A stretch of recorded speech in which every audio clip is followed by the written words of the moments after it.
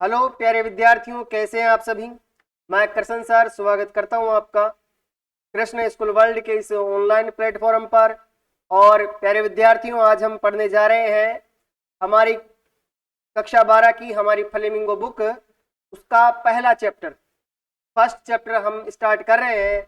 और चैप्टर का नाम है प्यारे बच्चों द लास्ट लेसन। क्या नाम रखा है? The last lesson. लेसन भले ही पहला, लेकिन नाम क्या है? The last lesson. तो चलिए शुरू करते हैं इस प्यारे से खूबसूरत से चैप्टर को पढ़ना। और इसकी जर्नी, इसकी स्टोरी, इसके क्वेश्चन आंसर भी इतने ही प्यारे हैं। चलिए शुरू करें हम। चलिए, सबसे पहले मैं आपको इस पार्ट से रूबरू करा देता हूं कि ये चैप्टर में हमें पढ़ना क्या है और ये चैप्टर खुद हमें क्या बताना चाहता है। तो चलिए, देखो प्यारे साथियों, हम बात कर रहे हैं, किसकी बात कर रहे हैं हम? तो हम बात कर रहे हैं, हमारा फर्स्ट चैप्टर है जिसका नाम है द लास्ट लेसन। क्या नाम है प्यारे बच्चों? द लास्ट लेसन हमारा प्यारा सा चैप्टर है। इस चैप्टर के ऑथर है प्यारे बच्चों, यानी हम कहें इसके ऑथर ऑथर ऑथर है प्यारे बच्चों इसके अल्फोंसे डाउडेट। कौन है? अल्फोंसे डाउडेट। किसने लिखा है इसको? अल्फोंसे डाउडेट ने। अगर हम बात करते हैं द लास्ट लेसन की स्टोरी की, हम बात करें प्यारे बच्चों, इसकी बात कर रहे हैं हम, इसकी स्टोरी की बात कर रहे हैं हम। तो इसकी स्टोरी एक बैकग्राउंड में लिखी गई है। इसमें लिखी गई है प्यारे बच्चों, एक बैकग्राउंड में लिखी गई है। और वो बैकग्राउंड किसका है? वो बैकग्राउंड है, एक देश पड़ता है जर्मनी। कौन सा देश है प्यारे बच्चों? जर्मनी। इस जर्मनी का इंटीग्रेशन चल रहा था।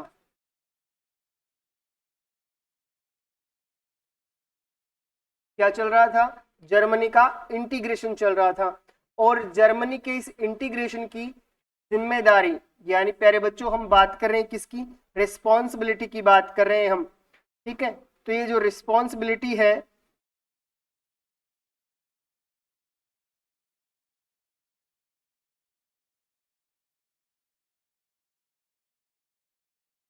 रिस्पॉन्सिबिलिटी की हम बात कर रहे हैं, तो रिस्पॉन्सिबिलिटी ली जर्मनी के इंटीग्रेशन की, यानी एकीकरण की। और वो देश था पर्शिया। कौन सा देश था प्यारे बच्चों? पर्शिया देश था। इस पर्शिया देश ने जर्मनी के इंटीग्रेशन को लेकर कई सारे देशों के साथ युद्ध किया और उन्हें हराया।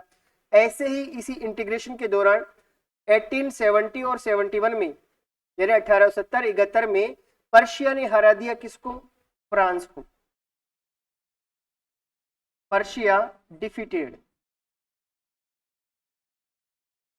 डिफीटेड। किसको हराया इसने प्यारे बच्चों?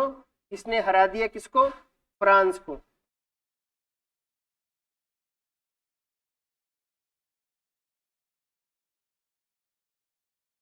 किसको हरा दिया?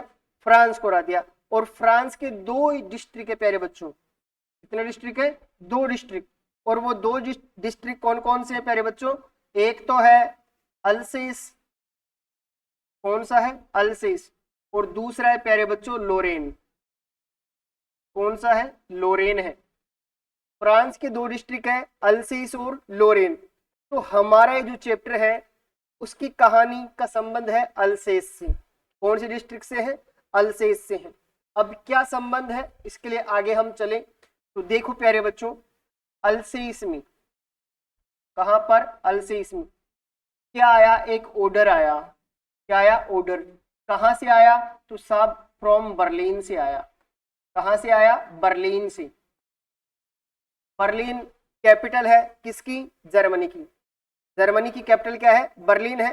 तो बर्लिन से एक ऑर्डर आता है। क्या ऑर्डर आता है? कि साहब आप फ्रेंच लैंग्वेज है जो अल्सेस में पढ़ाई जाती है स्कूलों के अंदर, उसके स्थान पर अब पढ़ाई का जो माध्यम होगा वो जर्मन होगा। क्या होगा? जर्मन होगा। यानी जर्मन लैंग्वेज में अब पढ़ाया जाएगा। ऑर्डर आया कि सब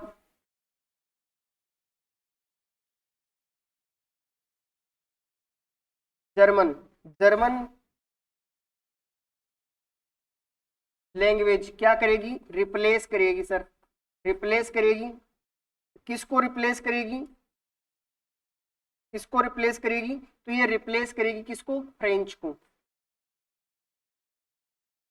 किसको रिप्लेस करेगी, फ्रेंच जो लैंग्वेज है प्यारे बच्चों, उसको क्या करेगी, रिप्लेस करने वाली है ये।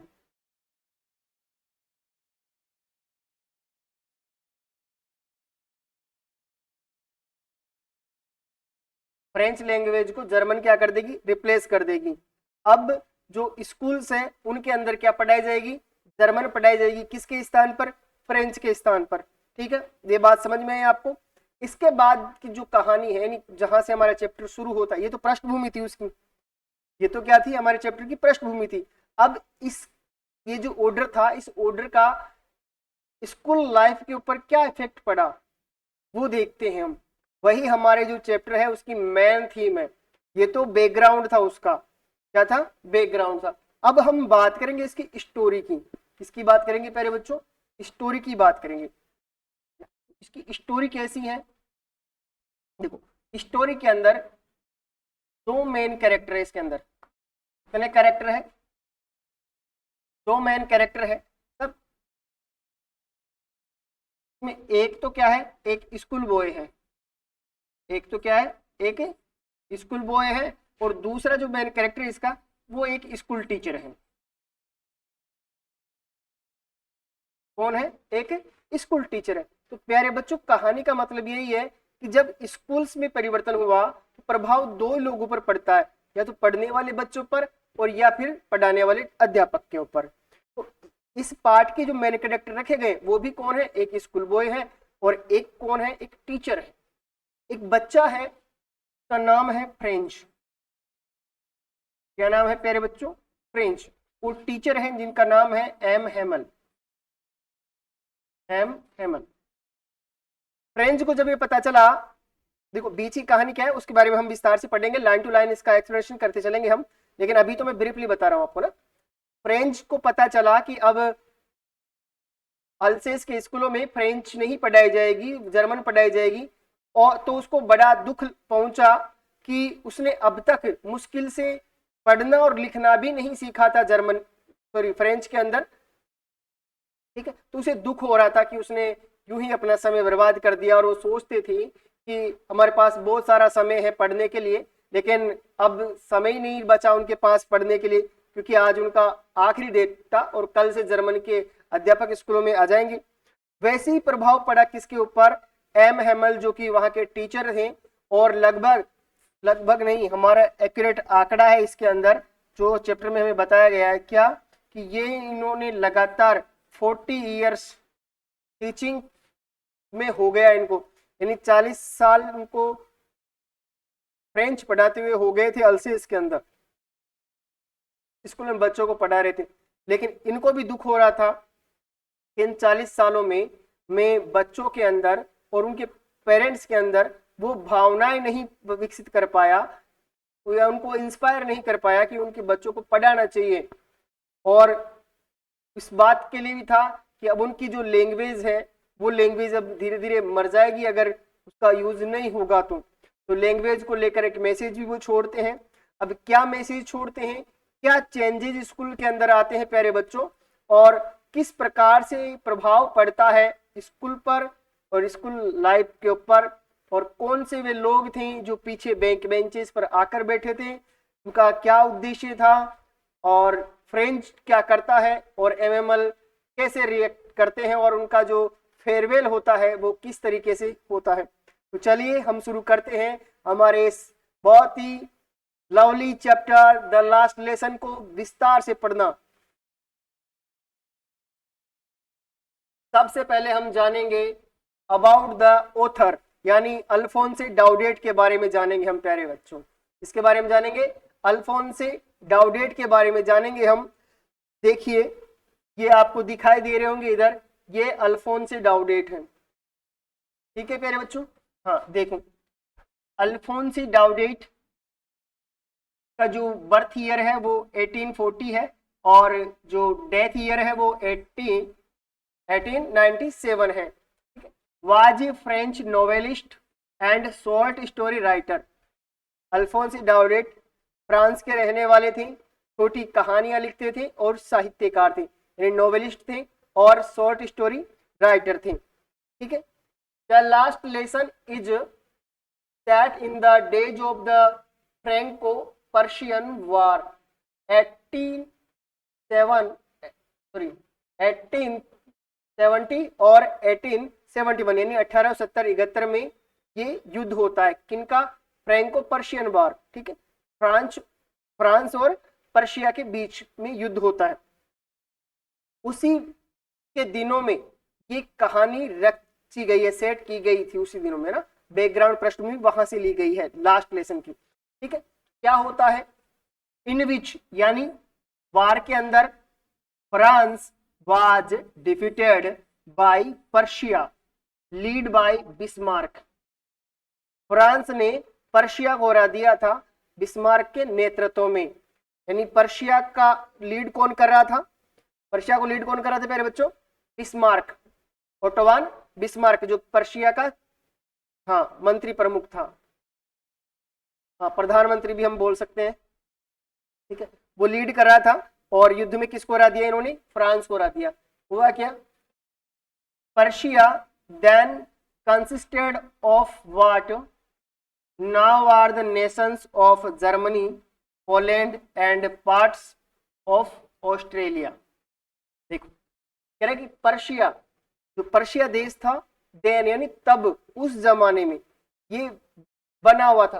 कंसिस्टेड ऑफ, इसका मतलब होता है इंक्लूडेड या वाज मेड ऑफ, यानी शामिल थे। यानी पर्शिया में कौन कौन से क्षेत्र शामिल थे? तो ध्यान रखो, जर्मनी, पोलैंड और ऑस्ट्रिया का कुछ भाग, ये उस समय पर्शिया में आते थे। इसमें आते थे, पर्शिया में आते थे। पर्शिया जो देश है उसके अंदर, यानी पर्शिया किन देशों से बना हुआ था? जर्मनी, पोलैंड और ऑस्ट्रिया के कुछ भाग से। ठीक है। In this story the French districts of Alsace and Lorraine have passed into Persian hands. इस कहानी में दो फ्रेंच डिस्ट्रिक्ट्स है, अल्सेस और Lorraine, have passed into Persian hands. वो कहां पर चले गए थे? पर्शिया के हाथों में चले गए थे, यानी पर्शिया ने इनको जीत लिया था।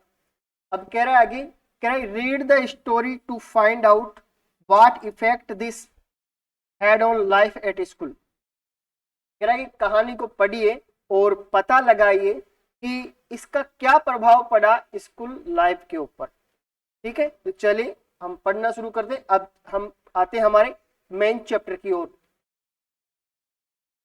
ठीक है सर। सबसे पहले आप ये इमेज देखेंगे, दिख रही है इमेज आपको, जहां पर एक बच्चा है, इसको हमने मान लिया कि ये बच्चा कौन है? फ्रेंज है। कौन सा ये बच्चा? फ्रेंज मान लेते हैं हम इसको, जो हमारे इस चैप्टर का मेन कैरेक्टर है फ्रेंज, इसको मान लेते हैं हम। ठीक है। दूसरी ये इमेज देखिएगा आप, जिस पर लिखा हुआ है पार्टिसिपल। क्या लिखा हुआ है? पार्टिसिपल। देखो प्यारे बच्चों, अगर हम बात करें पार्टिसिपल की, पार्टिसिपल एक वर्ब होती है जिसका यूज सेंटेंस के अंदर एडजेक्टिव की तरह किया जाता है। किसकी तरह किया जाता है? एडजेक्टिव की तरह किया जाता है। तो उसे हम बोलते हैं क्या? पार्टिसिपल। और पार्टिसिपल आपने पढ़े होंगे, इस बार भी पढ़ते, लेकिन गवर्नमेंट ने हमारा सिलेबस में थोड़ा बदलाव किया, जहां पर सिंथेसिस को हटाकर उन्होंने प्रीपोजिशन जोड़ दिया है। तो आरबीएससी बोर्ड वाले नहीं पढ़ पाएंगे इस बार पार्टिसिपल्स। तो मैं बता देता हूं पहले आपको कि पार्टिसिपल्स का मतलब क्या होता है। एक ऐसी वर्ब जिसका वाक्य में प्रयोग किसकी तरह हो? एडजेक्टिव की तरह हो, तो उसको बोलते हैं क्या प्यारे बच्चों? पार्टिसिपल। और तीन प्रकार के पार्टिसिपल होते हैं। कौन कौन से? प्रेजेंट, पास्ट और परफेक्ट पार्टिसिपल। ठीक है प्यारे बच्चों, तो चलिए शुरू करें हम। ये बच्चा है ना, ये बच्चा है जो कहाँ जा रहा है? स्कूल जा रहा है। तो हमारा जो चैप्टर है वो इसी तरीके से शुरू हो रहा है। I started school very late that morning and was in great dread of scolding, especially because M. Hamel had said that he would question us on participles and I did not know the first word about them. तो हमारा जो main character है French, वो कहता है कि I started for school very late, कि मैं स्कूल जाने के लिए देरी से रवाना हुआ। दैट मॉर्निंग, उस सुबह, कौन सी सुबह, देखेंगे कौन सी सुबह, ठीक है। And was in great dread of A scolding, और मैं भयभीत था, इससे, डांटने से, डरा हुआ था मैं। बहुत, ग्रेट का मतलब होता बहुत ज्यादा या अत्यधिक, और ड्रेड का मतलब होता है डरा हुआ या भयभीत होना। स्कॉल्ड यानी डांटने से। फ्रेंड्स हमारे कहते हैं कि मैं डांटने से डरा हुआ था। Especially because M Hamel had said that, especially यानी विशेष तौर पर, बिकॉज क्योंकि M Hamel had said, M Hamel ने कहा था, क्या कहा था, दैट की ही वुड क्वेश्चन, वह प्रश्न पूछेगा, वह प्रश्न पूछेगा, अस यानी हमसे, ऑन पार्टिसिपल्स, किस पर प्रश्न करेगा, पार्टिसिपल्स पर प्रश्न करेगा। And I did not know the first word about them, लेकिन फ्रेंड्स कहते हैं कि एम एमएल साहब ने तो कह दिया कि मैं साहब आपसे प्रश्न पूछूंगा पार्टिसिपल्स के ऊपर, लेकिन मैं तो एक शब्द भी नहीं जानता। And I did not know, मैं नहीं जानता, the first word about them, मैं तो उनके बारे में पहला शब्द भी नहीं जानता। किसके बारे में, पार्टिसिपल के बारे में। कौन कह रहा है, फ्रेंच कह रहे हैं, बच्चा जो स्कूल जा रहा था वो कह रहा था, ठीक है। For a moment I thought of running away and spending the day out of doors, फिर वह एक क्षण के लिए, फॉर ए मोमेंट मतलब एक क्षण के लिए, आई थॉट, मैंने सोचा, क्या सोचा, ऑफ रनिंग अवे, कहीं भाग जाने का, and spending the day out of doors, और बिताने का। स्पेंडिंग का मतलब होता है प्यारे बच्चों क्या, बिताना, क्या बिताना, द डे, दिन को, आउट ऑफ डोर्स कहीं दूर, आउट ऑफ डोर्स मतलब विद्यालय से बाहर, डोर्स तो अभी यहाँ पर विद्यालय के लिए आया, आउट ऑफ डोर्स तो कि विद्यालय से दूर जाकर कहीं पर अपना दिन बिताने, हाँ दिन बिताने का भी उसके अंदर ख्याल आया एक समय के लिए। तो ये इतने से आपको समझ में आया। फ्रेंच कह रहा है कि मैं स्कूल जाने के लिए देर हो गया था और मैं डरा भी हुआ था, क्योंकि हमारे जो टीचर है एम हेमल साहब, उन्होंने हमें कहा था कि वह हमसे पार्टिसिपल्स के ऊपर प्रश्न करेंगे, लेकिन मैं तो एक शब्द भी नहीं जानता था उनके बारे में। तो फिर मैंने सोचा कि क्यों ना आज स्कूल से बंक मार लिया जाए। ये इसकी अब तक की कहानी। आगे चलिए इसकी कहानी क्या कहती है, ये देखो प्यारे बच्चे, ये देखो, मैं चैप्टर लेके आया हूं आपके लिए, तो ऐसे उठ कर नहीं आ गया, मैं मेहनत करके आया हूं आपके पीछे। देखिए, आप चित्रों को देखिए, इमेजिन करो क्या हो रहा है। ये देखो यहाँ पर ये आरा मशीन, शामिल, आरा मशीन को क्या बोलते हैं, शामिल बोलते हैं ना, शामिल बोलते हैं, ठीक है। ये पर्शियन सोल्जर है जो कि क्या कर रहे हैं, ड्रिलिंग कर रहे हैं, युद्ध अभ्यास कर रहे हैं ना। ये बर्ड्स हैं जो क्या कर रहे हैं, चिरपिंग कर रहे हैं, बर्ड्स क्या कर रहे हैं, चिरपिंग कर रहे हैं। और ये है ग्रीनरी, ये क्या है, चारों तरफ ग्रीनरी है प्यारे बच्चों, ठीक है। तो आप समझ में आई क्या क्या चीजें इसके अंदर, पिक्चर क्यों दी मैंने आपको, है ना, फिर कभी समझाऊंगा आपको क्यों दी मैंने। देखो, एक मिनट में इसको थोड़ा सा जूम कर लेता हूँ, है ना, यहां से दिखेगा नहीं। देखो, आगे हमारा चैप्टर कहता है, it was so warm so bright the birds were chirping at the edge of the woods and in the open field back of the sawmill the Persian soldiers were drilling। आगे हमारे जो main character है French बच्चा, वो कह रहा है it was so warm and bright, कहा कि बहुत ही सुनहरा और अच्छा दिन था, ठीक है। और इसमें क्या हो रहा था, वो जब स्कूल जा रहा था तो उसने सोचा था ना कि मैं स्कूल से बंक मार लूं। तो क्या सोचा उसने, उसने कहा कि दिन काफी अच्छा है, सुनहरा है। The birds were chirping at the edge of the woods. Chirping, chirping का मतलब होता है प्यारे बच्चों चहचहाना, क्या होता है? चहचहाना। एट द एज, एज का मतलब होता है किनारा। एज का मतलब क्या होता है प्यारे बच्चों? किनारा। वो किसका किनारा? वुड्स। वुड्स का मतलब होता है जंगल, जंगल, ठीक है। तो पक्षी जंगल के किनारे पर चहचहा रहे थे। एंड द ओपन फील्ड, और ओपन फील्ड का मतलब होगा प्यारे बच्चों खुले खेत, खुले खेत या खुले क्षेत्र में, है ना। ओपन फील्ड का मतलब खुला क्षेत्र, मैदान बोल सकते हैं अपन को। बैक एट द सॉमिल, बैक यानी पीछे, आप जानते हो ये तो बताने की मेरे को जरूरत नहीं है। एट द सॉमिल, सॉमिल का मतलब होता है प्यारे बच्चों आरा मशीन। क्या होता है? आरा मशीन। लकड़ियां काटने की जो मशीन आती है उसको बोलते हैं आरा मशीन। तो कहा कि पीछे सॉमिल के पीछे क्या कर रहे थे? पर्शियन सोल्जर्स वर ड्रिलिंग, जो पर्शियन सोल्जर्स हैं वो ड्रिलिंग कर रहे थे, यानी अभ्यास कर रहे थे। क्या कर रहे थे? अभ्यास कर रहे थे। युद्धाभ्यास बोलेंगे हम इसको, ना। युद्धाभ्यास कर रहे थे। क्या क्या चीजें आई उसने कहा कि दिन काफी वार्म है, ब्राइट है, birds were chirping at the edge of woods, पक्षी जंगली किनारे पर चहचहा रहे थे। बाहर खुले खेतों में आराम, शामिल के पीछे पर्शियन सोल्जर्स ड्रिलिंग कर रहे थे। ठीक है, इतनी सी बात याद है। हाँ, अब देखो क्या हो आगे, क्या होता है।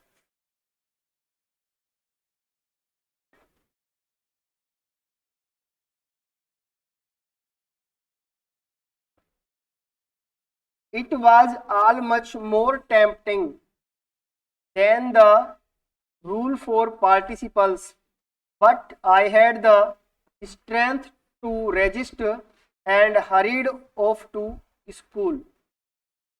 It was much, it was all much more tempting.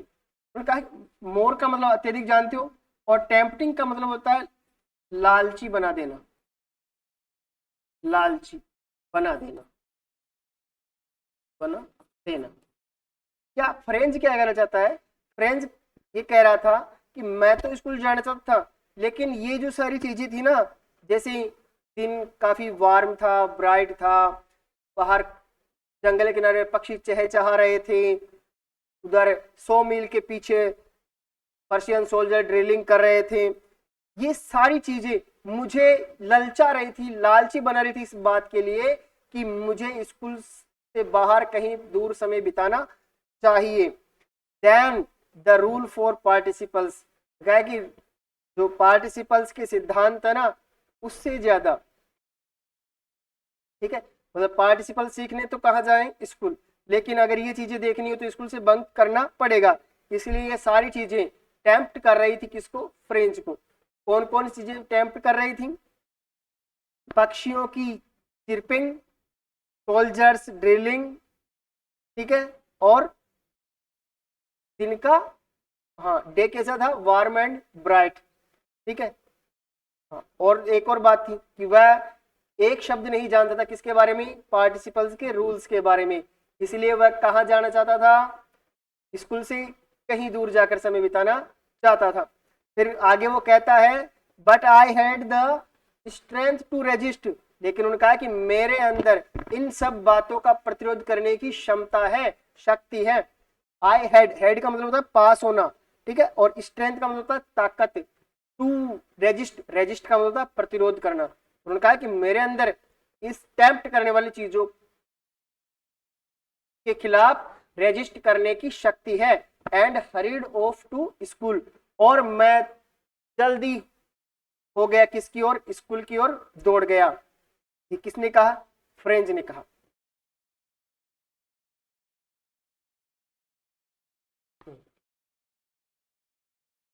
देख, फिर आप ये देखेंगे चित्र कि बहुत सारी भीड़ है, ये इधर बुलेटिन बोर्ड है, और ये देखेंगे आप, ठीक है, ये देखेंगे ना तो इमेज बनेगी आपको। मैंने सेट इस तरह किया है जैसे जैसे प्लॉट्स होते, प्लॉट्स मतलब भाग है इस स्टोरी के, वैसे वैसे आपको ये जो चित्र है वो दिखाई देंगे। और एक बार चित्र आपके माइंड में अगर क्रमबद्ध तरीके से सीरियल वाइज अगर बैठ जाते हैं तो आपको स्टोरी आसानी से याद रहेगी लॉन्ग टाइम तक, ठीक है। आगे देखो, आगे फ्रेंच कहता है व्हेन, जब I passed the town hall, जब मैं टाउन हॉल से गुजरा, there was a crowd in front of the bulletin board. French क्या कह रहा है कि जब मैं टाउन हॉल से गुजरा तो मैंने देखा कि बुलेटिन बोर्ड के सामने कहीं ज्यादा भीड़ है। क्राउड, क्राउड का मतलब होता है भीड़, क्राउड का मतलब क्या होता है, भीड़ होता है ना, ठीक है। इन फ्रंट ऑफ के सामने, द बुलेटिन बोर्ड यानी सूचना पत्र, तो सूचना पत्र के सामने क्या था, हाँ सूचना पट्ट बोल सकते हैं इसको, पत्र तो नहीं पट्ट बोलेंगे, तो सूचना पट्ट या बुलेटिन बोर्ड, नोटिस बोर्ड जो भी हम बोले, हाँ तो उसके सामने बहुत ज्यादा भीड़ थी, ठीक है। हाँ आगे फिर क्या सोचता है, भीड़ तो देखा ही देखा वो, लेकिन फिर उसने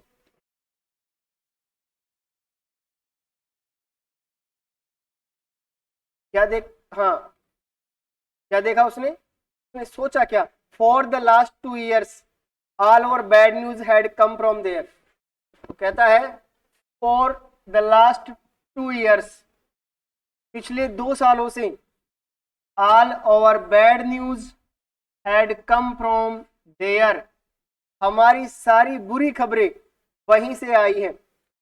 बैड न्यूज यानी बुरी खबरें, हैड कम फ्रॉम देयर वहीं से आई है, कहां से आई है, बुलेटिन बोर्ड से। उनको जानकारी किससे मिलती थी, बुलेटिन बोर्ड से। अब कौन सी खबरें थी जो बैड न्यूज थी, तो वो बताता है the lost battles, the draft, draft का मतलब होता है भर्ती, भर्ती, ठीक है। The orders of the commanding officers, commanding officers के order, and I thought to myself without stopping what can be the matter now, ठीक है। तो वह कहता है कि जब मैं गुजरात मैंने देखा कि बुलेटिन बोर्ड पर के सामने बहुत ज्यादा भीड़ है, और फिर मैंने सोचा कि हमारे जो पिछले 2 साल हैं उन 2 सालों में जितनी भी बुरी खबरें हैं वो हमें सारी यहीं से मिली है, चाहे वो हारे हुए युद्धों की हो, चाहे जबरन भर्ती वाले आदेशों की हो, या फिर कमांडिंग ऑफिसर्स ने क्या आदेश दिए हैं उनकी हो। And I thought to myself, और मैंने स्वयं सोचा, आई थॉट का मतलब क्या होता है, सोचना, टू माई सेल्फ खुद से, मैंने स्वयं सोचा, विदाउट स्टॉपिंग यानी बिना रुके, विदाउट स्टॉपिंग यानी बिना रुके हुए, what can be the matter now, अब क्या मामला हो सकता है।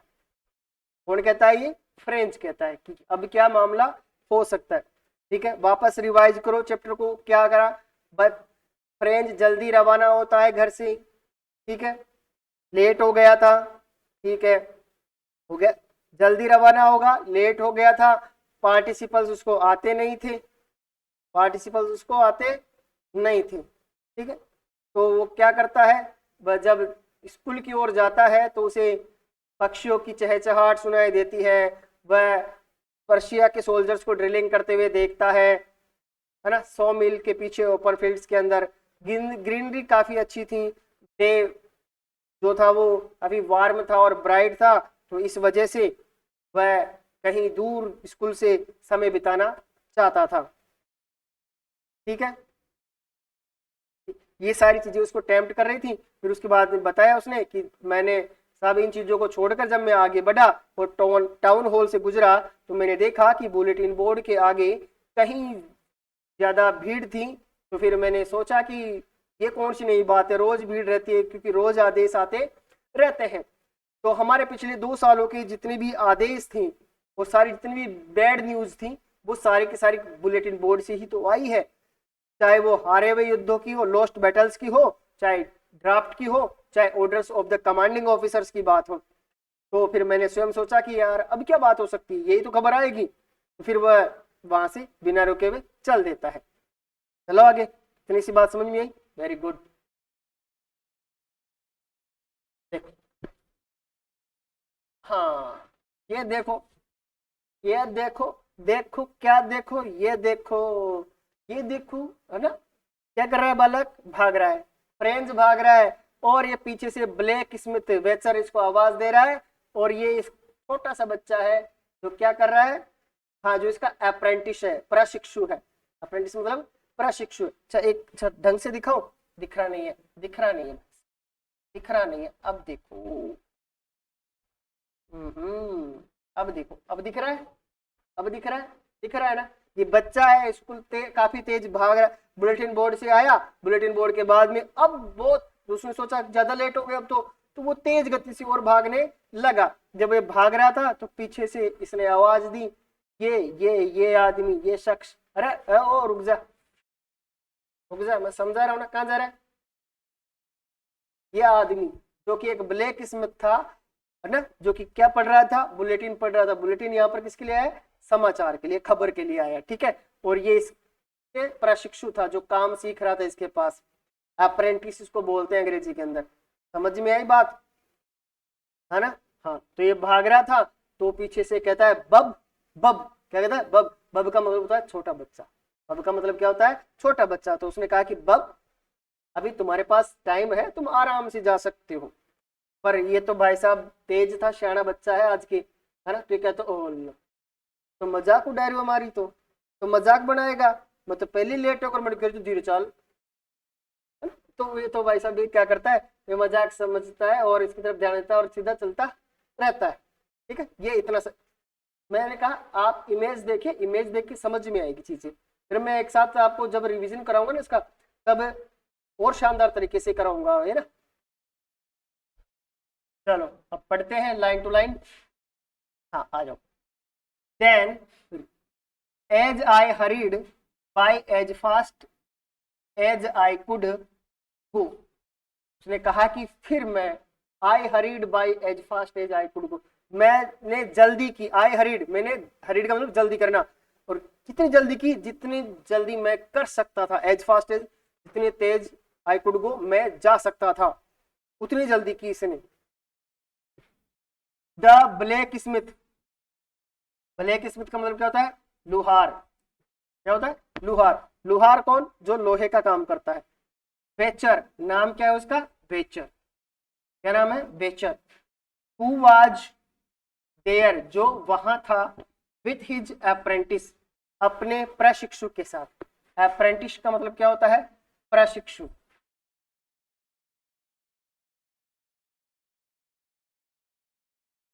अप्रेंटिस, अप्रेंटिस का मतलब होता है प्रशिक्षु।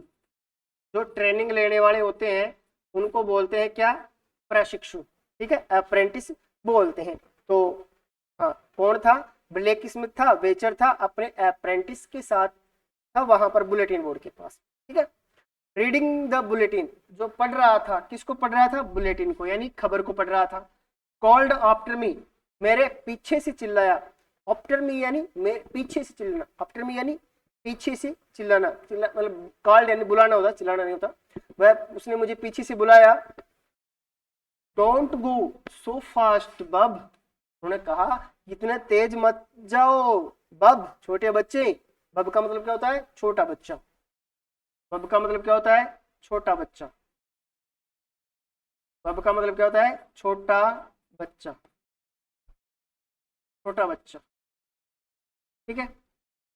You will, you will get to your school, you shall get to your school in plenty of time, तो उसने कहा कि तुम स्कूल समय से पहुंच जाओगे, क्या तुम समय से स्कूल पहुंच जाओगे, जल्दी मत करो। ये किसने कहा, वेचर ने कहा ब्लैक स्मिथ, जो कि ब्लैक स्मिथ था, ठीक है। I thought he was making fun of me, लेकिन उसने सोचा कि वह मेरा मजाक उड़ा रहा है। And reach to M Hamel's little garden all out of the breath, all of, out of the breath, out of breath का मतलब होता है हाँपता हुआ, क्या करता हुआ, हाँपता, हाँपता हुआ, ठीक है। तो वह कहता है कि फिर मैं जल्दी तो कर रहा था, तो मैं हाँपता हाँपता एम हेमल के छोटे से गार्डन में पहुंच गया था, ठीक है। ये बात भाई बताई किसने, हाँ फ्रेंच ने बताई, किसने बताई, फ्रेंच ने। आगे चलो,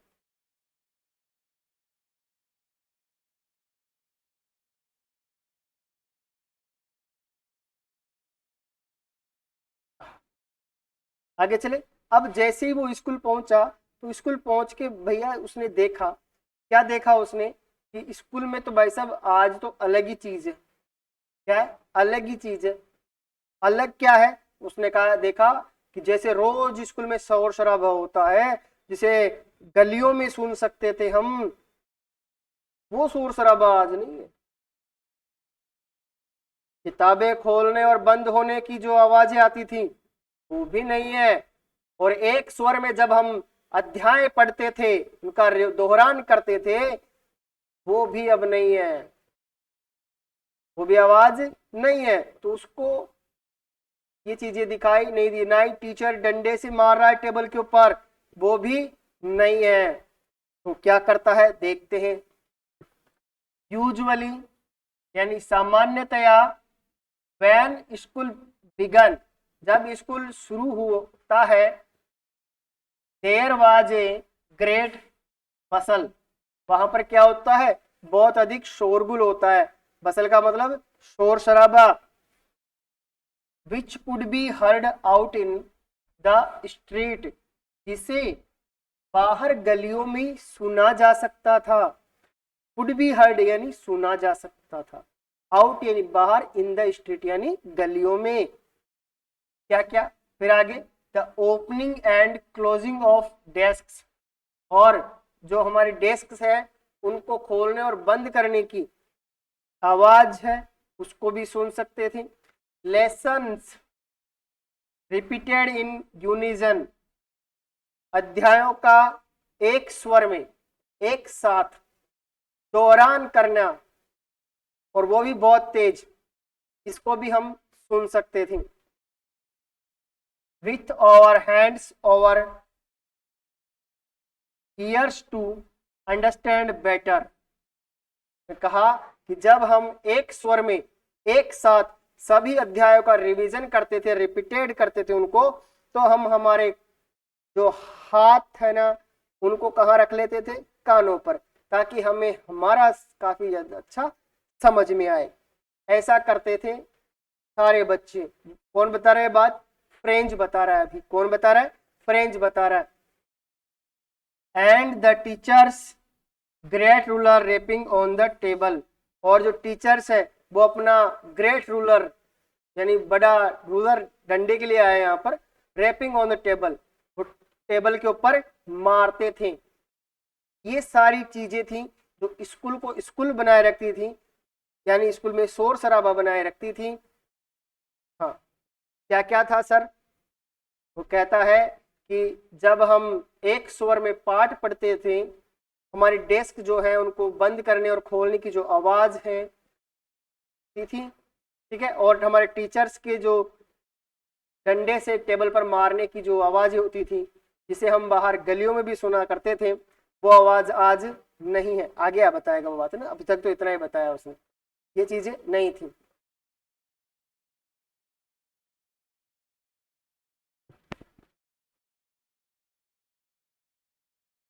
But now it was all so much still.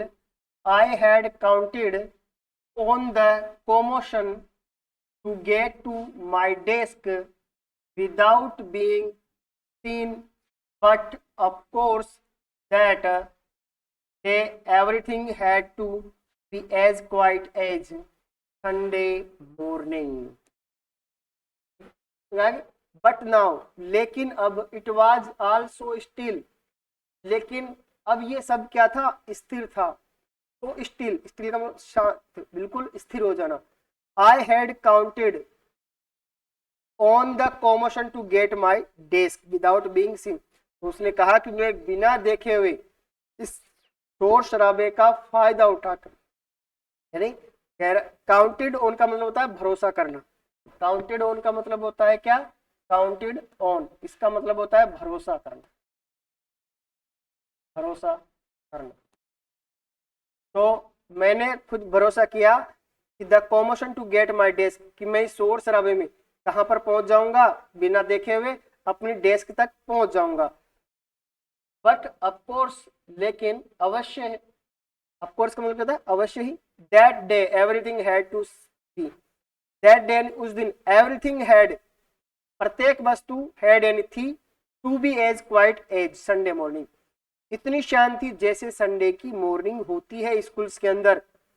मैंने बताया कि संडे के दिन जिस प्रकार से स्कूल बिल्कुल शांत होता है, उसी प्रकार स्कूल आज उस दिन भी शांत था। ठीक है, मैं तो सोचा कि शोर शराबा होगा तो मैं उसका फायदा उठाकर अपने मेज तक बिना किसी को देखे हुए पहुंच जाऊंगा, लेकिन उस दिन ऐसा नहीं था। वहां पर बिल्कुल शांति थी, जैसे लगा कि आज तो संडे मॉर्निंग है। ठीक है, ये ध्यान रखेंगे। एक शब्द है काउंटेड ऑन, जिसका अर्थ होता है रिलाइड ऑन, डिपेंडेड ऑन, यानी या तो भरोसा करना और या दूसरे पर निर्भर होना। कॉमोशन, कॉमोशन का मतलब नॉइज एंड असल बसल, हलचल और शोर शराबा। ठीक,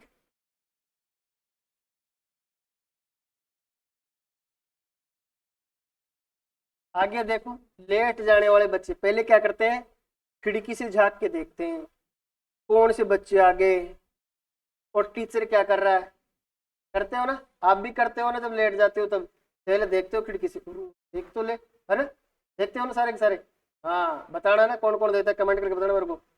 हाँ, टीचर के बारे में देखता है ना जो लेट जाते हैं, वो देखते हो कि नहीं देखते? अरे सब देखते हो। चलो, थ्रू द विंडो आई सा माई क्लासमेट्स। मैंने कहा कि थ्रू द विंडो यानी खिड़की से होकर, आई सा मैंने देखा, माई क्लासमेट्स मेरे कक्षा के साथियों को देखा। क्या देखा? ऑलरेडी इन देयर प्लेसेज, पहले से ही अपनी जगह पर बैठे हुए थे। And M Hamel walking up and down with his terrible iron ruler under his arm. लेकिन जो एम हेमल है, वॉकिंग अप एंड डाउन, जो कि आगे पीछे चल रहे थे, with his terrible iron ruler, और उनके हाथ में उन्होंने अपने आर्म में दबा रखा था। क्या दबा रखा था? एक बहुत ही टेरिबल यानी भयानक आयरन रूलर, लोहे का डंडा। रूलर के लिए यहाँ किसके लिए है? डंडे के लिए। उन्होंने लोहे का डंडा अपने आर्म के अंदर, भुजा के अंदर उन्होंने दबा रखा था। ठीक है, ये चीजें देखता है कौन? फ्रेंच देख लेता है, किससे? खिड़की से। ठीक है, I had to open the door, मुझे दरवाजा खोलना था, and go in before everybody, और सबके सामने जाना था। एवरीबडी यानी प्रत्येक बोल दो, बिफोर का मतलब यहाँ पर सामने के लिए है ना, और सबके सामने जाना था। You can imagine, you can imagine, तुम कल्पना कर सकते हो। क्या कल्पना करेंगे? How I blushed, how I blushed and how frightened I was. कि ब्लश्ड का मतलब है शर्मिंदा होना, ब्लश्ड का मतलब क्या होता है? शर्मिंदा होना।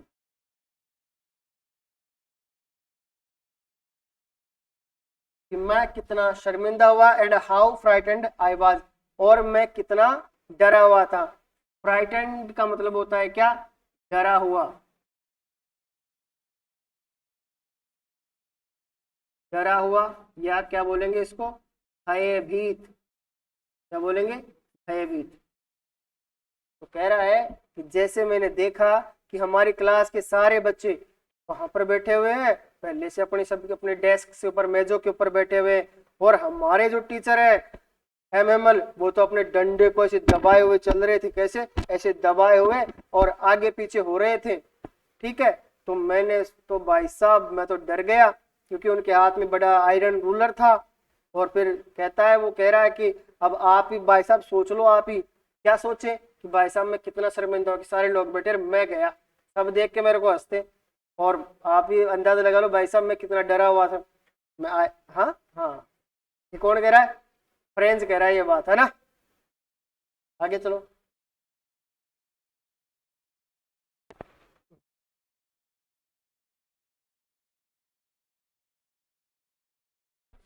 बट नथिंग हैपेंड, लेकिन नथिंग यानी कुछ नहीं, हैपेंड यानी घटित होना। उसने कहा लेकिन कुछ नहीं हुआ। एम हेमल सामी, एम हेमल ने मुझे देखा, एम हेमल ने मुझे देखा, एंड सेड वेरी काइंडली, और वो पूरी दयालुता से बोले, और वो काइंडली बिल्कुल काइंड होकर बोलते हैं। क्या बोलते हैं? Go to your place quickly. कह रहा है कि जल्दी से अपनी जगह पर जाओ। क्या कहता है वो? कि जल्दी से कहां पर जाओ? अपनी जगह पर जाओ, है ना। और वो कहता है कि हम तो आज तुम्हारे बिना ही क्या होने वाले थे, स्टार्ट होने वाले थे, है ना। थोड़ी सी इलेक्ट्रिसिटी की प्रॉब्लम है, तो क्या आती है ना, अभी तो झटके मारती रहती है। वापस आ गई, अभी चल जाता है ना, 2 मिनट वेट करें आप। तब तक फिर कहानी को दोहराते हैं। कहानी उस पृष्ठभूमि में लिखी गई जब पर्शिया जर्मनी का एकीकरण कर रहा था और युद्ध में उसने फ्रांस को हराया और उसके 2 डिस्ट्रिक्ट्स अल्सेस और लोरेन पर कब्जा कर लिया था, ऑक्यूपाई कर लिया था। और आदेश भेजा जर्मनी की राजधानी बर्लिन से कि आज के बाद में अल्सेस और लोरेन के स्कूलों में फ्रेंच नहीं पढ़ाई जाएगी और उनके स्थान पर जर्मन पढ़ाई जाएगी। हमारी स्टोरी इसी पर बेस्ड है कि इस आदेश का क्या असर पड़ता है स्कूली जीवन के ऊपर। और फिर हमने देखा कि 2 हमारे मेन कैरेक्टर होते हैं इसके अंदर, जिनमें से एक होता है फ्रेंच नाम का एक स्कूल जाने वाला लड़का, और दूसरे जो कैरेक्टर है वो है एम हेमल, जो कि उसके स्कूल में अध्यापक है और पिछले 40 सालों से फ्रेंच उस स्कूल में पढ़ा रहे हैं। फिर कहानी में हमने देखा था कि फ्रेंच कहता है कि मैं स्कूल जाने के लिए देरी से रवाना हुआ, तो मैं डर रहा था इस बात से भी कि स्कूल जाऊंगा। तो एम हेमल ने कल हमें पार्टिसिपल्स पर प्रश्न पूछने के लिए कहा था। अब मैं तो उनके बारे में एक भी नहीं जानता था, तो भाई साहब वो मेरे को डांटेंगे, इस बात से डरा हुआ था। फिर वो आगे बढ़ा तो उसने देखा कि बाहर जो दिन है वो काफी सुनहरा है, वार्म है, खुशनुमा है ना। और खुले खेतों में जो पर्सिया के सोल्जर है वो ड्रिलिंग कर रहे हैं, पक्षियों की चहचहाट है जंगल के किनारों पर। ये सारी चीजें वो बात कह रही थी उसे, अरे क्या करेगा स्कूल जाके, बाहर जा और खेल, है ना। ये चीजें उसे स्कूल जाने से मना कर रही थी, लेकिन वो ये टेम्प्ट कर रही थी उसको ना, टेम्प्ट कर रही थी। लेकिन उसने वापस हिम्मत करके अपनी ताकत जुटाकर उसने कहा कि मेरे के अंदर इन सब का प्रतिरोध करने की, क्या रेजिस्ट करने की शक्ति है, मैं तो स्कूल जाऊंगा। और स्कूल जाता है, स्कूल जाता है, बढ़ता है आगे, टाउन हॉल से गुजरता है तो देखता है कि बुलेटिन बोर्ड के सामने क्या है, बहुत सारी भीड़ लगी हुई है। हाँ, तो उसने सोचा कि पिछले 2 सालों से हमारी जितनी भी सारी बुरी खबरें हैं वो यहीं से आई है, चाहे वो हारे युद्धों की हो, चाहे जबरन भर्ती की हो, या फिर कमांडिंग ऑफिसर्स जो है उनके ऑर्डर्स हो, सारी खबरें यहीं से तो आई है। तो फिर वो कह रहा है कि मैं तो भाई साहब बिना रुके वहां से चल गया और खुद ही सोच लिया मैं तो कि भाई क्या ही हो सकता है, और अपने स्कूल के लिए भागता रहा और भाग रहा था। तो पीछे से एक आवाज आई जो कि एक ब्लैक स्मिथ वेचर था, उसने कहा कि बब अरे धीरे चलो, तुम्हारे पास स्कूल पहुंचने के लिए अभी तो पर्याप्त टाइम है। फिर मैंने सोचा अरे भाई साहब मजाक उड़ा रहा है वो तो मेरा, तो भाई साहब मैं तो की तरफ देखा नहीं और भाग गया और हाँफते हाँफते पहुंच गया कहां पर, एम हेमल के छोटे से गार्डन में। फिर मैंने देखा अपनी खिड़की से जाकर, तो देखा तो सारे बच्चे पहले के पहले नहीं सॉरी पहले तो उसको क्या महसूस हुआ कि स्कूल में तो भाई साहब आज बिल्कुल शांति है, स्कूल रोज की तरह नहीं लग रहा था। रोज की तरह मतलब जैसे शोर शराबा होता है, मेजों को खोलने की और बंद करने की जो आवाजें होती थी, एक स्वर में जो पाठ पढ़ते थे वो, जिनकी आवाजें बाहर गली में भी सुनाई देती थी, और टीचर्स के रूलर मारने की जो टेबल पर आवाजें थी वो आज गुम थी, वो नहीं थी आज। वो जाता है खिड़की के पास और विंडो से देखता है, क्या देखता है, उसने देखा कि मेरे जितने भी सारे सहपाठी हैं वो तो पहले आकर बैठ गए हैं सारे के सारे, ठीक है। और अब फिर वो टीचर की तरफ देखता है, एम एमएल की तरफ, तो देखता है कि एम एमएल के हाथ में भाई साहब यहाँ पर डंडा, या इधर डंडा है, रूलर है, और वो आगे पीछे ऐसे दौड़ रहा है भाई साहब बिल्कुल सीरियस अंदाज में। तो वो डर गया। अब डर गया तो भाई साहब धीरे धीरे हिम्मत की करके उसने दरवाजा खोला, और जैसे दरवाजा खोला तो एमएमएल ने कहा अरे आओ, यहां तक हम पढ़ चुके थे कि आओ जल्दी से अपने स्थान पर बैठो, आज तो हम तुम्हारे बिना ही शुरू करने वाले थे। ये कौन कहता है? फ्रेंच कहता है। किसको कहता है? सॉरी फ्रेंच नहीं, टीचर एमएमएल कहते हैं किसको, फ्रेंड्स को कहते हैं, है ना। यहां तक हम पढ़ चुके थे, आगे चलो।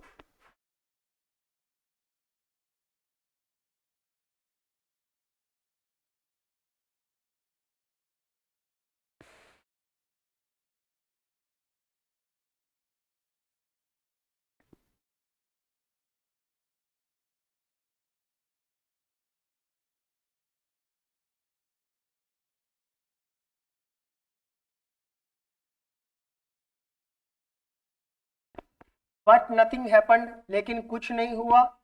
M Hamel saw me and said very kindly, M Hamel ने मुझे देखा और बड़ी ही दयालुता से बोले, गो टू योर प्लेस, अपने स्थान पर जाओ, क्विकली यानी तुरंत, जल्दी से। लिटिल फ्रेंच ने कहा, हेमल कहते हैं कि छोटे फ्रेंच जल्दी करो और अपने स्थान पर बैठ जाओ। बड़े ही दयालुता से, काइंड वे से वो बोलते हैं, we are beginning without you, we were beginning without you. उन्होंने कहा कि हम तो तुम्हारे बिना ही शुरू कर रहे थे। आई jumped over the bench and sit down at my desk, ने कहा कि मैं तो भाई साहब बेंच के ऊपर से कूद गया और जाकर अपनी डेस्क पर बैठ गया। कौन कहता है, फ्रेंच कह रहा है। ये बातें कौन बता रहा है अभी तक, फ्रेंच बता रहा है। पहला जो इसका प्लॉट बनेगा, मतलब प्लॉट मतलब भूखंड नहीं, हाँ हिस्सा, इसका जो हिस्सा है में फ्रेंच अपनी बात बता रहा है। फिर इसके बाद में एम हेमल साहब अपने बारे में बताएंगे, अपने बारे में क्या बताएंगे, मतलब जो इम्पोर्टेंस है मदर टंग का उसके बारे में बताएंगे। चलिए हम देखते रहेंगे कि क्या बताते हैं वो। हाँ ठीक है, एक मिनट।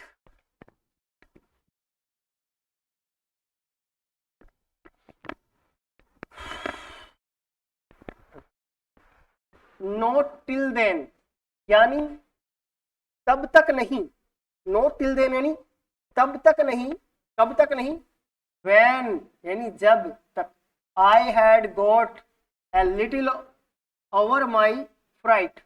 देख यहां पर क्या है, got over, ठीक है। got over ये क्या है सर, एक फ्रेज है। ये क्या है, एक फ्रेज है, इसका मतलब होता है नियंत्रण कर लेना। क्या होता है, नियंत्रण कर लेना। तो ये कहता है कि जब तक मैंने अपने डर के ऊपर नियंत्रण नहीं कर लिया, फ्राइट का मतलब होता है डर, ठीक है। नॉट टिल देन यानी क्या, जब तक मैंने अपने छोटे डर के ऊपर थोड़ा सा, लिटिल यानी थोड़ा सा, क्या नहीं कर लिया, नियंत्रण नहीं कर लिया। Did I see that our teacher had on his beautiful green coat, his frilled shirt, and the little black silk cap, all embroidered, that he never wore except on inspection and prize days। ने कहा कि भाई साहब मैं तो जाकर बैठ गया और नीची गर्दन कर ली ऐसे। फिर मैंने अपने आप खुद को शांत किया, अपने डर पर कंट्रोल किया, और डर पर कंट्रोल किया तो मैंने देखा, किसकी ओर देखा, अपने अध्यापक की ओर देखा। किसकी ओर देखा, अपने टीचर की ओर देखा। क्या देखा, ओ भाई साहब आज तो गुरुजी ग्रीन कोट पहन के आए हैं, एक फ्रिल्ड शर्ट पहन के आए हैं, और लिटिल ब्लैक सिल्क कैप भी लगा रखी है, और सारे के सारे जो कपड़े थे वो ऑल एम्ब्रॉयडर्ड थे यानी सुसज्जित थे। एम्ब्रॉयडर्ड यानी सुसज्जित।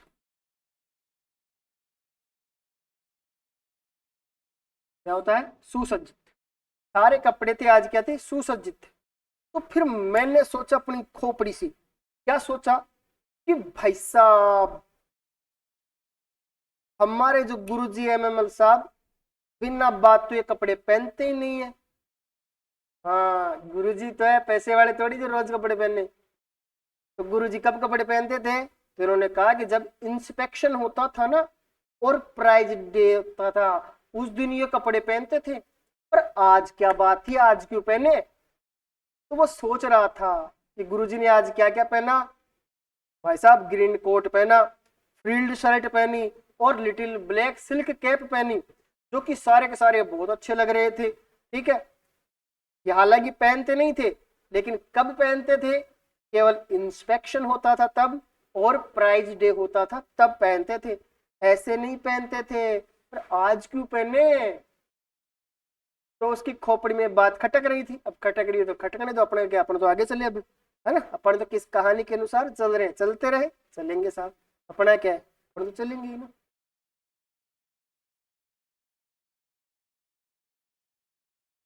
ठीक है। बिसाइड्स, बिसाइड्स, बिसाइड्स का मतलब होता है के अतिरिक्त, के अतिरिक्त या के अलावा। ठीक है। द होल स्कूल, पूरा स्कूल, सीम्ड, सीम्ड का मतलब होता है प्रतीत होना। क्या होता है? प्रतीत होना। सो स्ट्रेंज एंड सोलम, स्कूल कैसा लग रहा था? स्ट्रेंज यानी अजीब, और सोलम यानी गंभीर, सीरियस। कैसा लग रहा था? सीरियस लग रहा था। But the thing that surprised me most was to see on the back benches that were always empty, the village people sitting quietly like our salvage old hoser with his three cornered hat, the former mayor, the former postmaster, and several others besides. तो भाई साहब हेमल खोपड़ी में और बात खटक जाती है। उसने कहा कि आज तो सारा स्कूल ही क्या था, बहुत अजीब लग रहा था, काफी सीरियस लग रहा था, लेकिन एक चीज थी जिसने मेरे को भाई साहब सरप्राइज कर दिया। और क्या सरप्राइज कर दिया? ने देखा कि साहब हमारे क्लास की, यानी मेरे क्लास की जो पीछे वाली सीटें जो कभी नहीं भरी थी वो आज भरी, यानी उनके ऊपर भी जाकर कोई बैठे हुए थे। फिर मैं से भाई साहब थोड़ी सी हिम्मत जुटा के पीछे मुड़ के देखा, और मैंने देखा तो क्या देखा? ये देखा, ये देखा, ये साहब ये बुजुर्ग आदमी। कौन से आदमी? बुजुर्ग आदमी। पीछे बैठे गांव के जो बूढ़े आदमी है ना, वो बैठे, गांव के लोग बैठे हुए आकर, बच्चे नहीं, गांव के लोग आकर बैठे हुए। और बताया साहब कौन कौन आ बैठे हो? तो बताते हैं साहब, एक व्यक्ति था ओल्ड होजर, बूढ़ा होजर, आदमी का नाम होजर, ठीक है, वो बैठा with his three three cornered hat, और उसने क्या लगा रखी थी? एक तिकोनी टोपी। क्या लगा रखी थी? तिकोनी टोपी लगा रखी थी। इसके अलावा कौन आया? द फॉर्मर मेयर आया, भूतपूर्व मेयर आए। द फॉर्मर पोस्टमास्टर, पूर्व पोस्टमास्टर आया। एंड सेवरल अदर्स बिसाइड्स, और इनके अतिरिक्त कई सारे गांव वाले भी आए। इस बात ने भाई साहब मेरे दिमाग में खटका कर दिया। समझ में नहीं है कि भाई साहब ये क्यों आए, बच्चे आते पढ़ने, गांव के लोग क्यों आ गए? हाँ ठीक है, आगे चलो क्यों आई वो तो बताएंगे आगे, है ना। हाँ बताऊंगा मैं बता दूंगा ना। हाँ तो बता रहा हूँ ना, बता रहा हूँ ना, बस देखो ना यहाँ पर क्या लिखा हुआ है। ए रुक जा, सोलम, सोलम का अर्थ क्या होता है? इसके सिनोनम है, अपने सिनोनम पूछता है ना एक, हाँ सेम मीनिंग।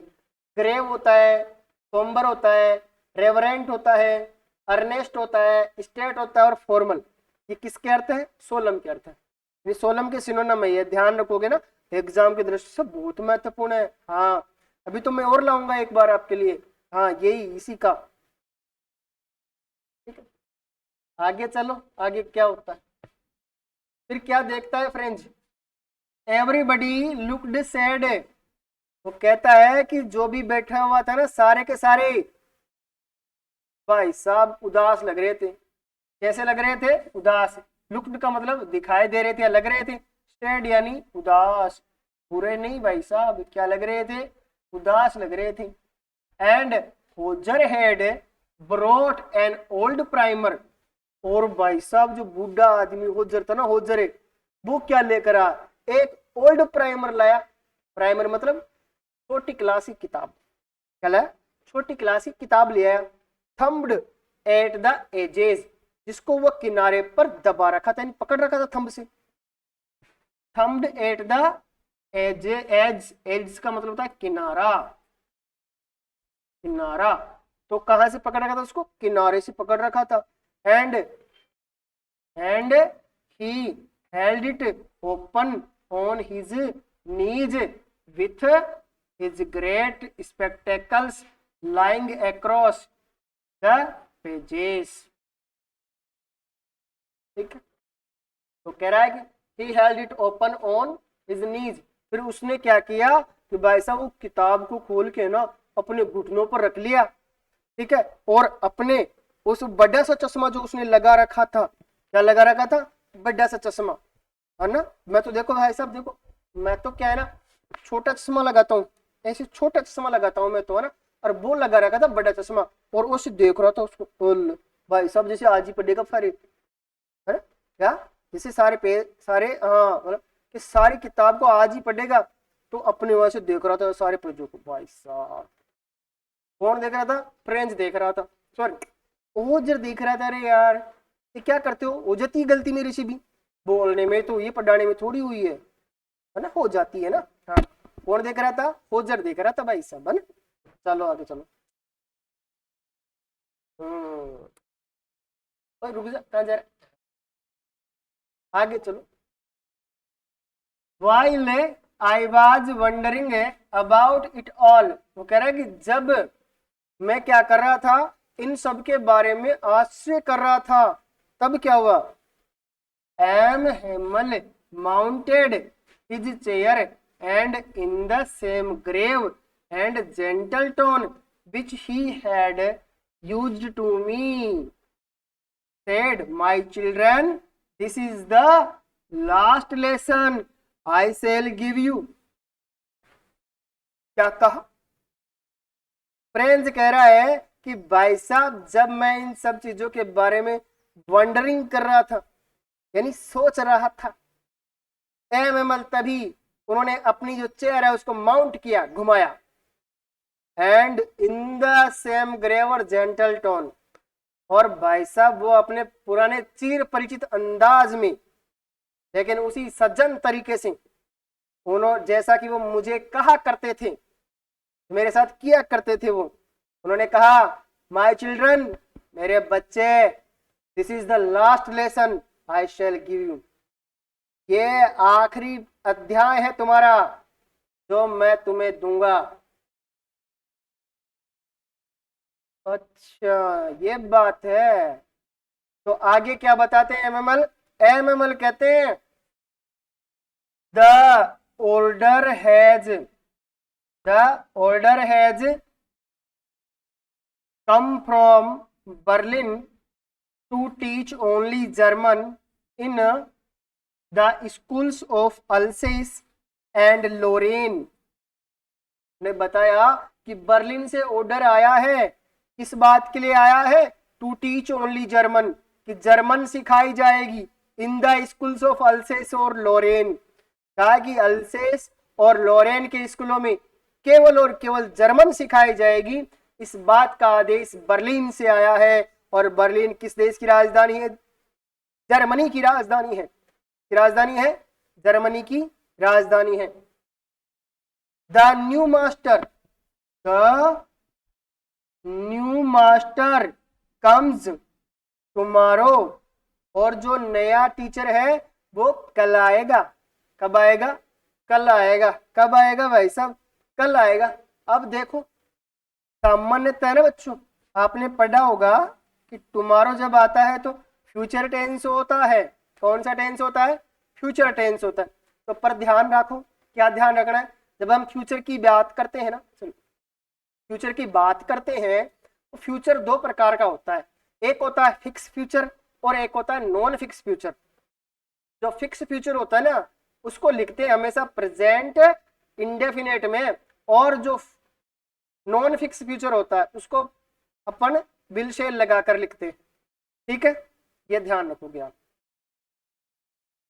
हाँ तो क्या कहा, हाँ एमएमएल ने क्या कहा कि साहब बर्लिन से ऑर्डर आया है, इसके लिए to teach only German in the schools of Alsace and Lorraine, कि अल्सेस और लोरेन की स्कूलों में क्या पढ़ाई जाएगी, केवल जर्मन पढ़ाई जाएगी। इस बात का आदेश आया है और आज जो मैं पढ़ाऊंगा यही तुम्हारा क्या होगा, लास्ट लेसन होगा।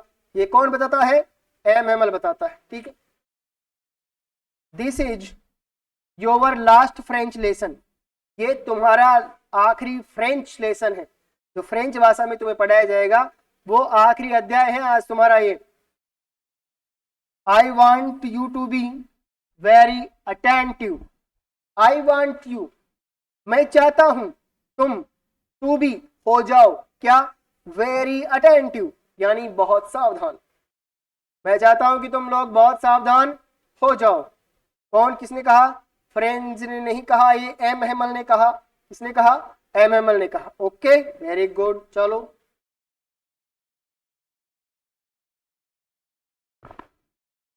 ये लो, हो गई बात। अल्लाह, पानी पी लूं मैं, पी लेता हूँ ना, अरे चश्मा तो अब होजर थोड़ी हूं मैं। हाँ हाँ, वो तो क्या ना टाइप वाइप करता हूँ ना तब लगा लेता हूँ उसको, ताकि स्क्रीन का प्रभाव ना पड़े। हाँ दिखता है मेरे को। हाँ, अच्छे लोग हो आप, है ना। पानी पी लो अभी, मैं पी लेता हूँ, गर्मी है बहुत भयंकर।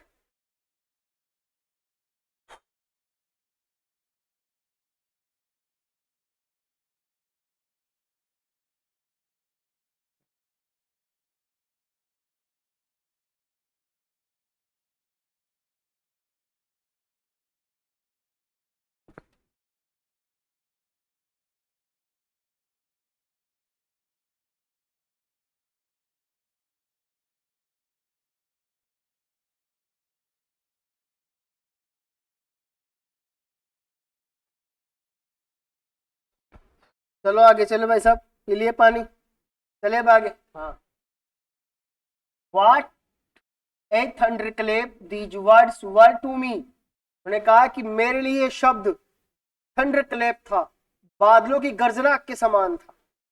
मेरे लिए ये शब्द बादलों की गर्जना के समान था। ये किसने कहा, ये फ्रेंच ने कहे ये शब्द, किसने कहे, फ्रेंच ने। ओ यानी अरे, ओ का मतलब वैसे ओ दुख के लिए होता है ना, दुख। द रेचेज, रेचेज का मतलब होता है दुष्ट लोग, स्काउंड्रल्स, विलेंस, रास्कल्स बोलते हैं। अरे दुष्ट लोग, है ना। किसके लिए आया ये, वो पर्सिया के लोगों के लिए, जर्मनी के लोगों के लिए, ठीक है। द रेचेज, रेचेज का मतलब होता है प्रोग्यू, विलेंस, है ना, मतलब दुष्ट लोग, दुष्ट मान लो आप, ठीक है। दैट वाज, दुष्ट थे, what they had put up at town hall, that was, what क्या था, व्हाट क्या था, they had put up at the town hall, जो उन्होंने टाउन हॉल पर रखा था, पुट अप यानी लगाया था, ठीक है। माई लास्ट फ्रेंच लेसन, मेरा आखिरी फ्रेंच लेसन। वाई, वाई, क्यों, I hardly knew how to write, मैं तो मुश्किल से लिखना जानता था, और मेरा आखिरी French lesson, I should never learn any more, मैं ज्यादा नहीं सीख पाऊंगा। ओहो, आई मस्ट स्टॉप देयर, मुझे वहां रोक देना चाहिए था, चाहिए। देन, तब, oh how sorry I was for not learning my lessons, how sorry I was for not learning, कि मैं कितना दुखी हूं कि मैंने अपने पाठ नहीं सीखे थे। For seeking birds eggs and going sliding on the सार, आगे कहता है कि मैं तो दुखी हूं और मैं तो अपने आप से माफी भी नहीं मांग सकता था कि मैंने अपने अध्यायों को नहीं सीखा था। और क्यों नहीं सीखा था, क्योंकि वो क्या खोजने चल जाता था, बर्ड्स एग, पक्षियों के अंडे खोजने चल जाता था वो। और क्या करता, गोइंग स्लाइडिंग ऑन द सार, और कहां पर तैरने चल जाता, सार नदी में। कहां पर, सार नदी, देखो, हाँ, सार एक नदी है जो यूरोप के अंदर बहती है, ठीक है। वहां पर स्लाइडिंग करने चला जाता था। कौन? ट्रेन चला जाता, इसलिए वो नहीं सीख पाया, स्कूल नहीं आता था, क्योंकि वो पक्षियों के अंडे खोजने चला जाता था और स्लाइडिंग करने चला जाता था शहर के अंदर। ठीक है।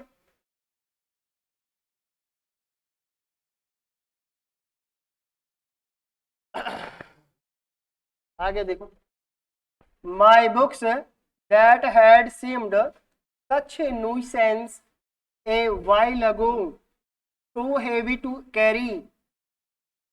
तो कह रहा है कि मेरी किताबें जो मुझे वाई लगो यानी पहले तक बकवास लगती थी, सीम्ड यानी प्रतीत होती थी, कैसी? नुइसेंस, नुइसेंस मतलब बकवास। सो हैवी टू कैरी, लाने ले जाने में भारी थी। माई ग्रामर, मेरी व्याकरण किताब, and my history of the sons, संतों की, मेरे इतिहास की किताबें, वर ओल्ड फ्रेंड्स नाउ, अब मैं मेरी पुरानी मित्र हो गई थी। ये कौन कह रहा है? फ्रेंड्स कह रहा है कि जब भाई साहब मेरे पढ़ने के टाइम थे तब तो मेरे को ये किताबें बकवास लगती थी और लाने ले जाने में भारी लगती थी, लेकिन अब मेरी व्याकरण की किताब, मेरी ग्रामर और संतों के इतिहास की किताब अब मेरी पुरानी मित्र बन गई थी, हो गई थी। That I couldn't give up, जिसे मैं कभी छोड़ नहीं सकता था। And M Hamel to the idea that he was going away, और M Hamel too, M Hamel को भी, द आइडिया, ये विचार, that he was going away, कि वह दूर जा रहा है। द आइडिया यानी विचार, विचार क्या था? कि वह दूर जा रहा है।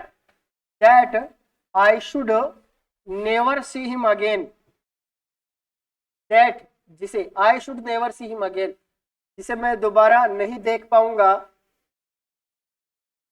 Made me forget all about his ruler and how cranky he was. Made me, made me यानी मुझे बना दिया था, कैसा बना दिया था? Forget all about his ruler and how cranky he was, इन सब बातों ने मुझे ऐसा बना दिया था कि मैं भूल गया था कि उनके पास उनका रूलर भी था, और ये भी भूल गया था कि वो कितने सन की थी। क्रैंकी का मतलब होता है सन की, क्रैंकी का मतलब क्या होता है? सन की। क्या होता है? सन की होता है। ठीक है। हाँ, चले आगे, चलो भाई।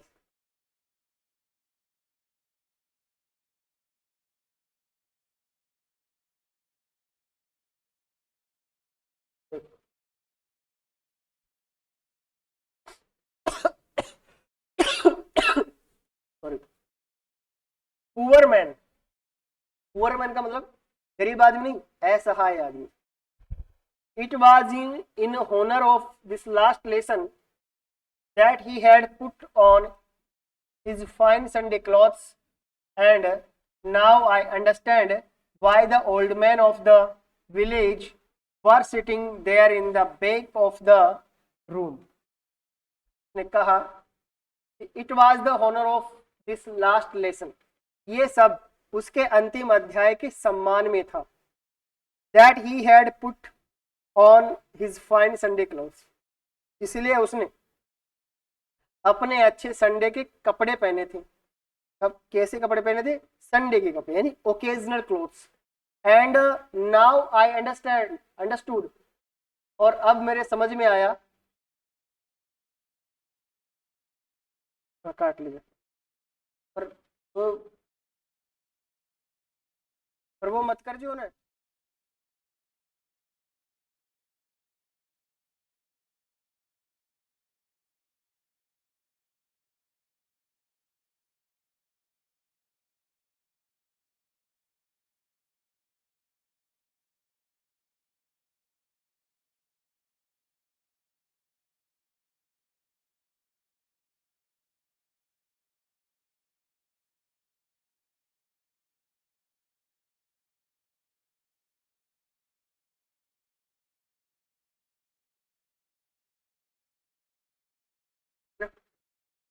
क्या कह रहा था मैं कि भाई साहब पुअर मैन यानी ऐसा है आदमी, और उन्होंने कहा कि ये सब जो हो रहा था ये तो सब सम्मान में था उसके अंतिम अध्याय के, और उसने आज जो संडे की क्लॉथ पहनी थी अपनी अच्छी वाली, अब मेरे समझ में आया कि भाई साहब मेरे गांव के जो लोग आकर पीछे कमरे में बैठे हुए थे ना, पीछे वाली सीटों पर है, वो क्यों आए थे। अब समझ में आई मेरी ये बात। हाँ ठीक है। It was because they were sorry, ये इसीलिए था क्योंकि वे दुखी थे, वे माफी मांगना चाहते थे। To that they had not gone to school more, वे इस बात के लिए दुखी थे कि वो स्कूल ज्यादा क्यों नहीं गए थे। It was their way of thanking our master for his 40 years of faithful service and of showing their respect for the country that was there no more। उन्होंने कहा कि ये सब इट वाज देयर वे, और ये सब उनको धन्यवाद देने का तरीका था उनके अध्यापक को उनकी 40 साल की बहुत ही विश्वसनीय सेवा के लिए, और of showing their respect for the country for theirs no more, और उन्होंने कहा कि अपने देश के प्रति सम्मान दर्शाने का ये तरीका था जो कि अब ज्यादा दिनों तक नहीं उनका नहीं रहेगा। ठीक है, रेस्पेक्ट फॉर द कंट्री है ना, हाँ इसके लिए रेस्पेक्ट दिखा रहे थे अपने देश के लिए। दैट वाज यानी जो कि, वाज देयर नो मोर जो ज्यादा अब उनका नहीं रहेगा कुछ दिनों बाद में।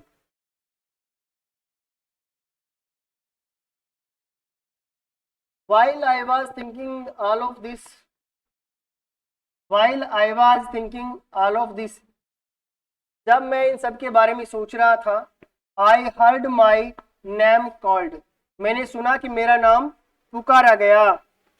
It was my turn to recite, अब मेरी बारी थी कि मैं क्या करूं, रिसाइट करूं यानी उच्चारण करूं। किसका उच्चारण करूं, पार्टिसिपल्स का।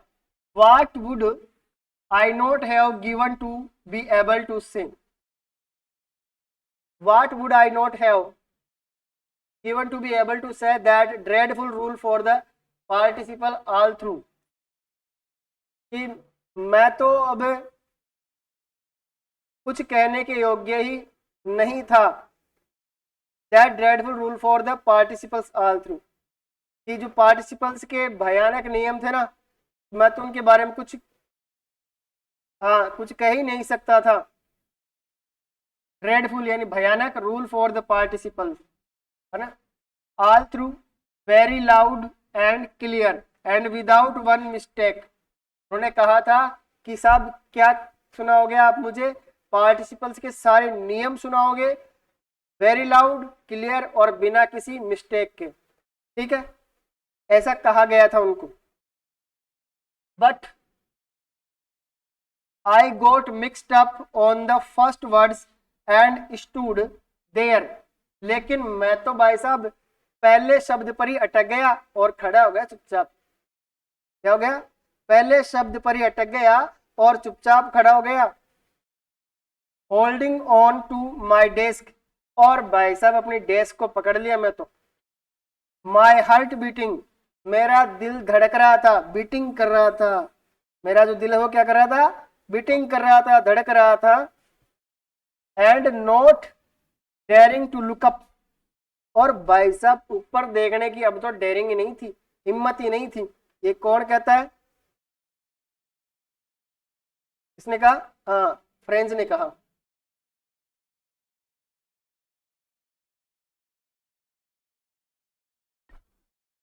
आई हर्ड एम हेमल से टू मी, आई हर्ड मैंने सुना, एम हेमल से टू मी एम हेमल ने मुझे कहा, आई वॉन्ट स्कॉल्ड यू मैं तुम्हें डांटूंगा नहीं, लिटिल फ्रेंच छोटे French, you must feel bad enough तुम पहले ही काफी बुरा महसूस कर चुके हो। सी हाउ इट इज, देखो कि ये कैसे है। Every day we have said to ourselves, प्रत्येक दिन हम अपने स्वयं से कहते थे, क्या कहते थे, वह I have plenty of time, कि मेरे पास बहुत सारा टाइम है। I will learn it tomorrow, मैं इसे कल सीख लूंगा। I will turn it tomorrow यानी मैं इसे कल सीख लूंगा। And now you see where we have come out, उन्होंने कहा कि नाउ यू सी, अब तुम देखो, वेयर कहा, वी हैव कम आउट, कि हम कहां पर आ चुके। कम आउट का मतलब होता है परिणाम, हम किस परिणाम पर आ चुके। Ah that's the great trouble with Alsace, अब अल्सेस के साथ बहुत बड़ी समस्या हो गई। She puts off learning till tomorrow, she puts off learning till tomorrow, अब उसने क्या कर दिया था, बंद कर दिया था किसके ऊपर, लर्निंग टिल टुमारो, कल तक सीखने के लिए। She puts of till learning tomorrow ना, पुट्स ऑफ यानी स्थगित कर देना, लर्निंग यानी सीखने को, टिल यानी तब तक, यानी कब तक, यानी कल तक, उसने कल तक सीखने को स्थगित कर दिया।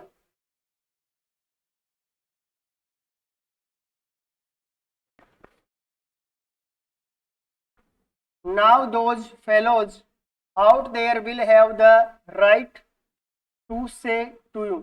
Now those fellows, अब वो fellows यानी व्यक्ति, out there will have the right to say to you, अब तुम्हारे पास will have the right, उनके पास अधिकार होगा to say to you, तुम्हें कहने को। How is it, कैसे है ये, you pretend to be Frenchman, तुम क्या माने जाओगे, क्या समझी जाओगे, एक फ्रेंचमैन समझी जाओगे।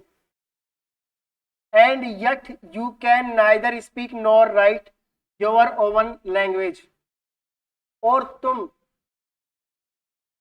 अपनी भाषा को ना बोल सकते हो और ना ही लिख सकते हो, अपनी खुद की लैंग्वेज को ना तो बोल सकते हो और ना ही लिख सकते हो। नाइदर स्पीक नॉर राइट, ना तो बोल सकते हो और ना ही लिख सकते हो, दोनों काम नहीं कर सकते। But you are not the roast poor little French, लेकिन कह रहा है कि ये तुम्हारी गलती नहीं है छोटे French. We have all a great deal to reapproach our self with, अब हमारे पास एक न्यायोचित तरीका है कि हम रीअप्रोच करें खुद के साथ, यानी दोबारा प्रयास करें।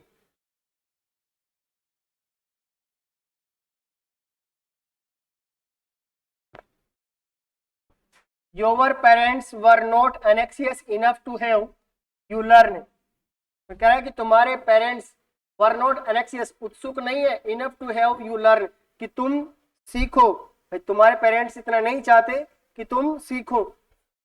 दे prefer to put you to work on a farm और ए मिल्स, वे प्रीफर करेंगे, भी प्राथमिकता इस बात को देंगे कि तुम एक फार्म में या मिल के अंदर काम करने जाओ।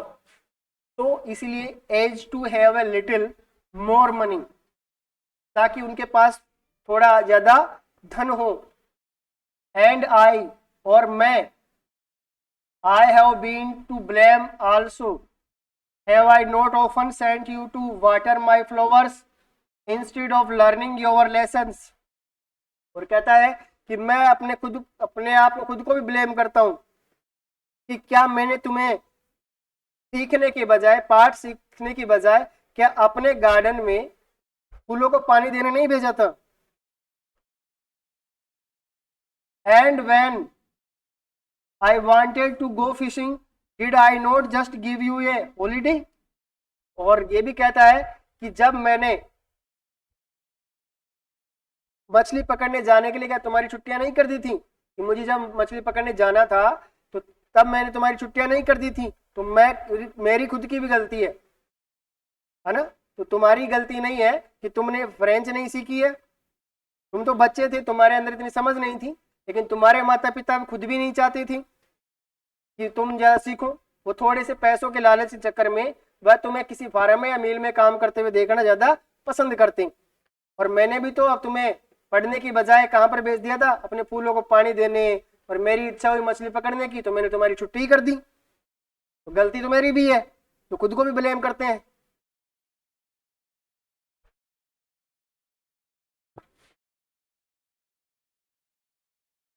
Then from one thing to another, फिर from one thing to another, एक वस्तु से दूसरी, M Hamel went on to talk of the French language. अब एक वस्तु से दूसरी ओर, M Hamel went to talk of the French language.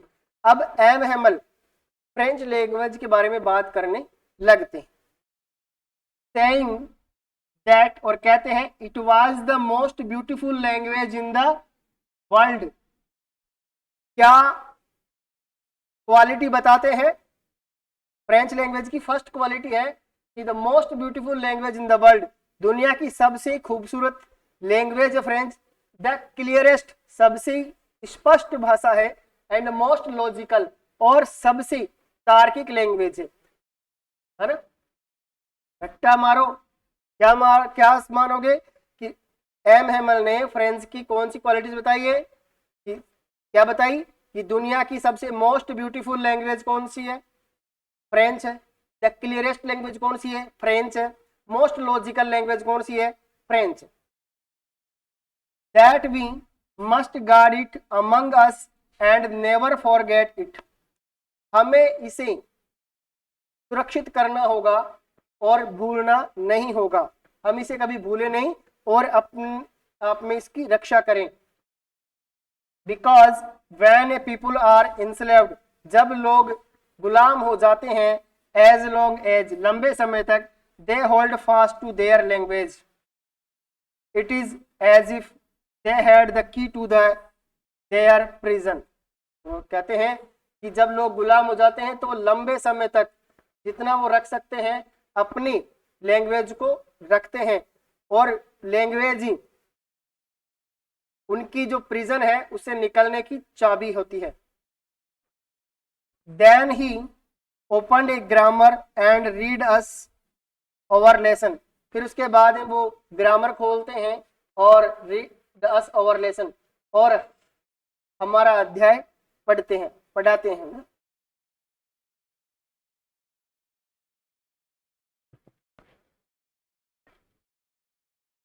I was amazed to see how well I understood it. I was amazed to see, मैं देखकर amazed था, खुश था। How well I understood it, कि मैं कितने अच्छे से इस बात को समझ गया। All he said seemed so easy, जितना भी उसने कहा वो सब आसान लग रहा था। So easy, बहुत आसान। I think too, मैंने सोचा भी, that I had never listened so carefully, कि मैं इसे ध्यानपूर्वक नहीं सुन पाऊंगा, and that he had never explained everything with so much patience, that he had never explained everything with so much patience, कि वह एक धैर्य के साथ, बहुत अधिक धैर्य के साथ इन सभी बातों को एक्सप्लेन नहीं कर, इन सभी चीजों को एक्सप्लेन नहीं कर पाएंगे, इन सभी चीजों के बारे में नहीं बता पाएंगे। इट सीम्ड, यानी ऐसा लगता था, ऑलमोस्ट, अंततः, as if the poor man wanted to give us all he knew before going away and to put it all into our heads at one stroke. और फ्रेंच कहता है कि मुझे ऐसा लग रहा था कि अंततः जो हमारे टीचर थे पूर्व में ना, वो चाहते थे कि जितना कुछ भी वो जानते हैं वो जाने से पहले हमारे अंदर, हमारे मस्तिष्क में वह उसे एक ही बार में फिट करना चाहते थे। वन स्ट्रोक मतलब फिट कर देना, पुट इट यानी रख देना, कहां पर? ओवर हेड्स, हमारे मस्तिष्क के अंदर जाने से पहले। कौन कह रहा है ये? फ्रेंच जी कह रहे हैं कि साहब जिस प्रकार एम एमएल हमें पढ़ा रहे थे ना, तो हमें लग रहा था कि भाई साहब ये आदमी इतनी कोशिश कर रहा है कि आज के दिन एक ही बार में हमें सारी चीजें समझाकर हमारे दिमाग में सुरक्षित करके जाएगा।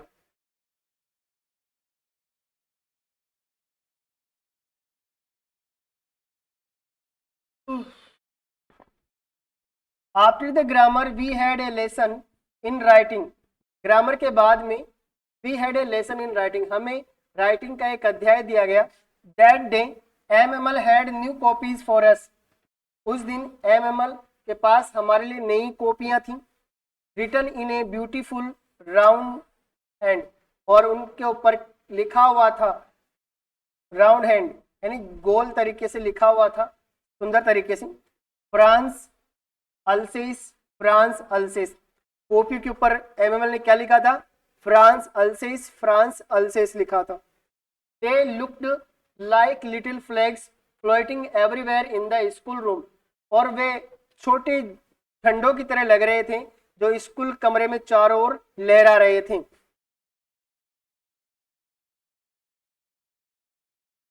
ठीक है। Hung from the rod at the top of our desk, और कैसे लटके हुए हैं?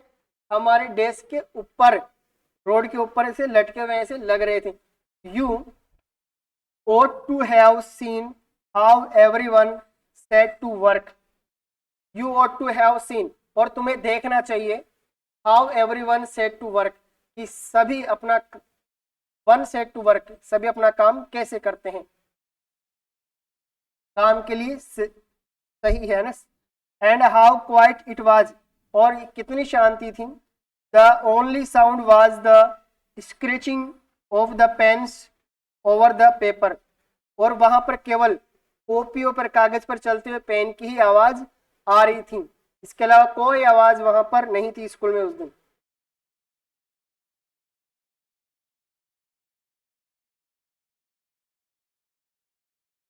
Once some beetles flew in, but nobody paid any attention to them. वहां पर कुछ बीटल्स यानी तितलियां उड़ रही थी, लेकिन कोई भी उनकी तरफ ध्यान नहीं दे रहा था। Not even the littlest ones, कोई छोटा भी। Who worked right on tracing their fish hooks, who worked right, और वो काम कर रहे थे, right on tracing, ट्रेस कर रहे थे, किसको ट्रेस कर रहे थे? their fish hooks, मछली पकड़ने का जो कांटा है उसे बना रहे थे कॉपी के ऊपर। एज इफ, मानो जैसे कि, दैट वाज फ्रेंच, टू, जैसे वो क्या हो? फ्रेंच हो। On the roof the pigeons cooed very low and I thought to myself, तो मैंने देखा कि छत के ऊपर जो पिजन्स है वो कूकू कर रहे थे बहुत धीमे धीमे। आई थॉट माई सेल्फ, मैंने स्वयं सोचा, will they make them sing in German, even the pigeons, क्या वे कबूतरों को भी जर्मन में गाना सिखा पाएंगे, सिखाएंगे? ऐसा कौन सोचा? फ्रेंच सोचता।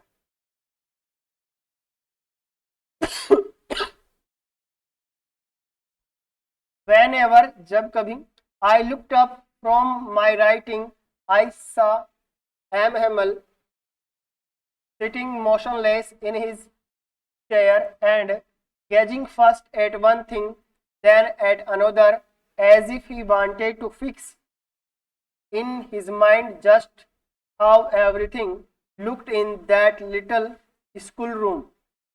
Whenever I looked up from my writing, मैं जब लिख रहा था और फिर मैंने ऊपर देखा, गर्दन उठाकर ऊपर देखा, I saw M Hamel sitting motionless in his chair, कि एम हेमल अपनी कुर्सी के ऊपर बिल्कुल मोशनलेस, बिना कोई हलचल के बैठे हुए थे। And gazing first at one thing, पहले वो एक चीज को घूरते फिर दूसरी को घूरते, एज इफ, मानो जैसे, he wanted to fix in his mind just how everything looked in the little classroom, और वो ऐसे लग रहे थे जैसे कि वो प्रत्येक चीज को अपने दिमाग में फिक्स कर लेना चाहते थे कि उस छोटे से स्कूल के कमरे में चीजें कैसी लगती थी। फैंसी, कल्पना करते हैं, फॉर 40 ईयर्स, 40 सालों के लिए, he had been there in the same place, कि वो 40 सालों के लिए एक स्थान पर थे। With his garden outside the window, with his garden outside the window and his class in front of him, just like that, with his garden outside the window, और उनका गार्डन था कहाँ पर, अपने गार्डन के साथ थे एक ही स्थान पर, जो कि उन खिड़की से आगे बाहर की ओर था।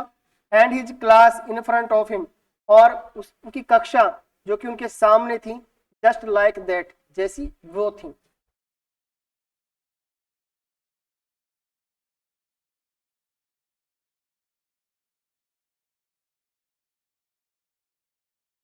Only the desk and benches had been worn smooth. तब से लेकर बदलाव क्या आया, बदलाव केवल इतना आया कि जो डेस्क और बेंचेस थी वो अब थोड़ी सी स्मूथ हो गई है, पहले अलग प्रकार की होती थी, अब दूसरी हो गई उनकी जगह पर। The walnut tree in the garden were taller, और वॉलनट के जो पेड़ उन्होंने लगाए थे वो अब बड़े हो चुके थे, टालर हो गए थे। And the hop vine that he had planted himself twined about the windows to the roof. और होप वाइन क्या होती है, होप्स की बेल होती है, क्या होती है, बेल होती है। ही हैड प्लांटेड हिमसेल्फ, जो कि उसने खुद लगाई थी, but twinned about the Windows, जो कि अब खिड़की से होकर कहाँ और जा रही है, छत की ओर जा रही है, बढ़ रही थी वो। How it must have broken his heart to leave it all, ये सारी चीजें, it must have broken his heart, इन सभी ने उनके हृदय को तोड़ दिया था कि वो इन सबको छोड़कर जा रहा है। पुअर मैन, असहाय व्यक्ति, to hear his sister moving about in the room about, और वह अपनी सिस्टर की कमरे में जाती हुई आवाज सुनकर पैकिंग देयर ट्रंक्स, अपने सामान को पैक करने के लिए वो जाती है। For they must leave the country next day, वो अगले दिन उनके देश को छोड़ देंगे, क्या कर देंगे, अगले दिन वो देश छोड़कर चले जाएंगे।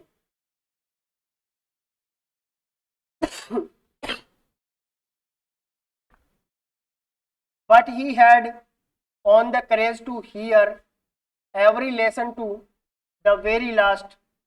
But he had the courage to hear every lesson. लेकिन उसके पास एक साहस था कि टू हियर, सुनने का, एवरी लेसन, प्रत्येक अध्याय को, टू द वेरी लास्ट, सबसे अंत में।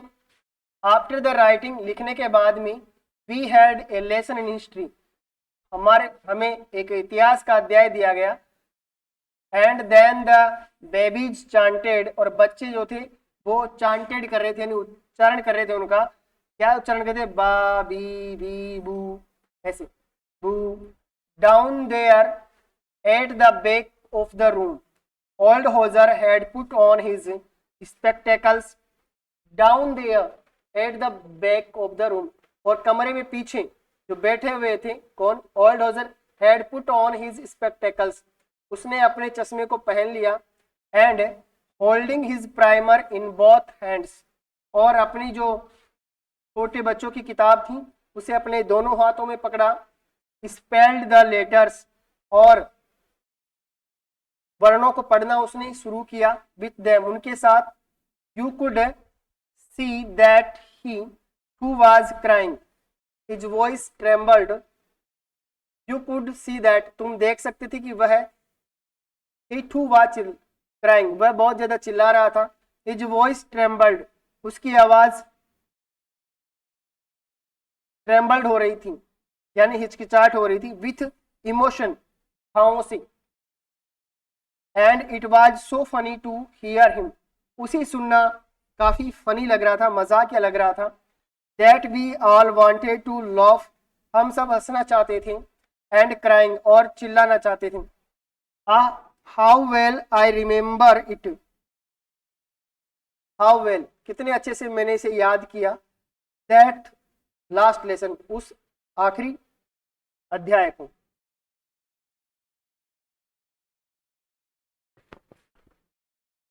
All at once the church clock struck 12, और जैसे ही चर्च की घड़ी में 12 बजी, ऑल एट वंस यानी एक बार के लिए घड़ी में क्या बजी, 12 बजी। Then the angels at the same moment trumpets of the Prussians returning from drill sounded under our windows, और जैसे ही घड़ी में 12 बजे हमें एक आवाज सुनाई दी, और ये आवाज थी पर्सियन ट्रम्पेट्स की, है ना। जो कि इस बात की सूचना थी पर्सिया के जो सैनिक है वो ड्रिल करके वापस लौट रहे हैं। हाँ, और ये आवाज उनकी खिड़कियों से उनको सुनाई दे रही थी। M Hemal stood up, M Hemal खड़े हो गए, वेरी पेल, वो पीले पड़ चुके थे, इन ही चेयर, उसकी कुर्सी में। आई नेवर सा हिम लुक सो टाल, मैंने उन्हें इतना लंबा कभी नहीं देखा था।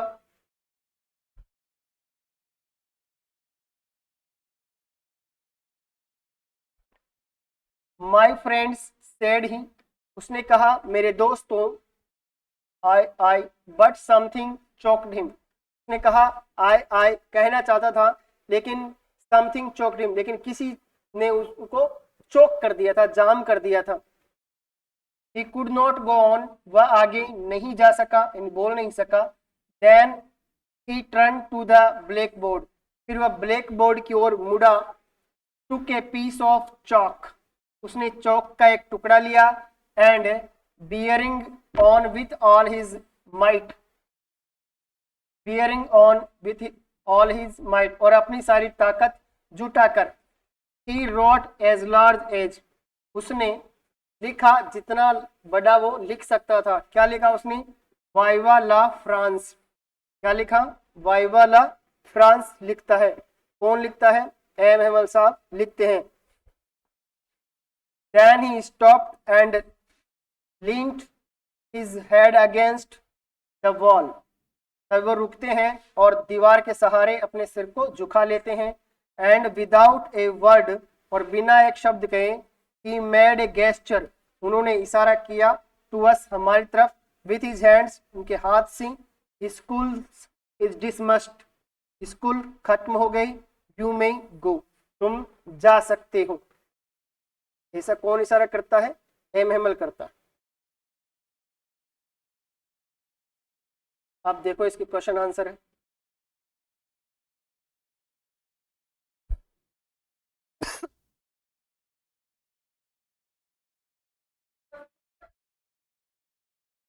What was French?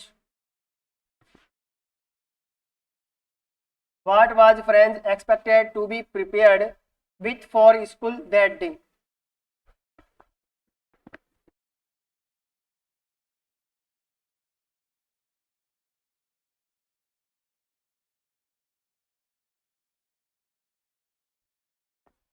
What was French expected to be prepared with for school that day? उस दिन हेमल क्या उम्मीद कर रहा था कि वो तैयार करके जाएगा स्कूल के लिए? French was expected to be prepared with a lesson on participles. French उम्मीद कर रहा था कि उसे पार्टिसिपल्स पर पार्ट याद करके जाना होगा। M Hamel had announced that he would question the students on the topic, क्योंकि एम हेमल ने उनको अनाउंस किया था कि वह उनसे टॉपिक के ऊपर प्रश्न पूछेंगे। But French had not studied it, लेकिन फ्रेंच ने इसे पढ़ा नहीं था। And was afraid of being scolded, और वह डरा हुआ था डांटने से। ठीक है,